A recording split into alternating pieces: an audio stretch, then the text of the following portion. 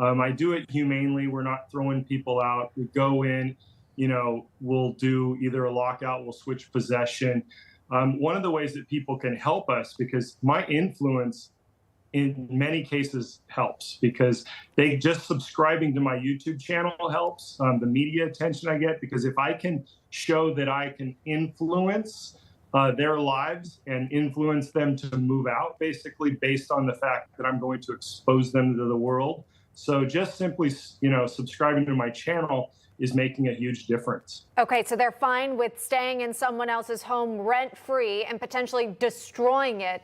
But then when you come in, Flash, and you say, I'm going to expose all this wrongdoing to the world, maybe they're pushed to move out. We've got part of that conversations. Again, this was from your YouTube page with one of the squatters you ran into. Here's that. And who's telling you that? The realtors. That there's people here? Yeah, so neighbors tell me that they see people coming in and the lights on. Someone went in and turned on the power because their power was off to the house. So neighbors have been telling me that there's been a lady and some other people, like young and old, and some a mixture between female and males coming into the house at night, and the lights are on at night. Well, that would not be neighbors us. there, neighbors there, neighbors there, and neighbors there. That would never be us. And Flash, what's going on in this video?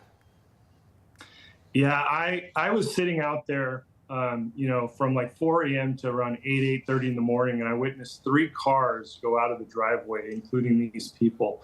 And they wanted to tell me that their furniture was accidentally delivered. I watched 7 people, 5 men and 2 women, walk out of my mom's house. And, I'm certified in de-escalation, so the last thing I'm going to do is sit there and argue with somebody. I'm just going to, be nice to them and do everything I can to get them and persuade them to do whatever I need them to do. What are some of the most extreme tactics that you've had to take for those to get squatters out? Obviously, you're talking about de-escalation, perhaps it's conversation, or you have your YouTube channel going and they don't want to be a part of that. But has it ever risen? Has it ever escalated with squatters? So far we've been very lucky. I no longer do this by myself, so I have manpower. I know everything about them. I do everything I can to screen, a lot of surveillance, find out their routines, who they are, if they have a criminal background. I'm trained, physically and mentally. For me, there's a lot of times, a lot of sitting in a car. The worst one was literally standing in a backyard in the dark and couple skunks walking by me, and I'm dressed in all black just to approach a squatter, and I caught her climbing in the window, and she's on my YouTube as the crazy squatter caught in the dark is the title. So then when you see an opportunity, right? Maybe the squatters went out for lunch and you've been monitoring the whole time. Do you run in there? Do you change the locks? Do you throw everything out? Yeah, depending on the situation, in many cases, I can do that. If legally I can do that. So I'll go in, I'll change the locks, I'll wait for them to return. I will inform them of what their rights are. And now they have the right to take us to civil court to fight to get back into the house. And my philosophy is I'd rather have them fight to get back in and prove that they have a legal right to be there than the homeowners spend a whole lot of time and money fighting to get them out.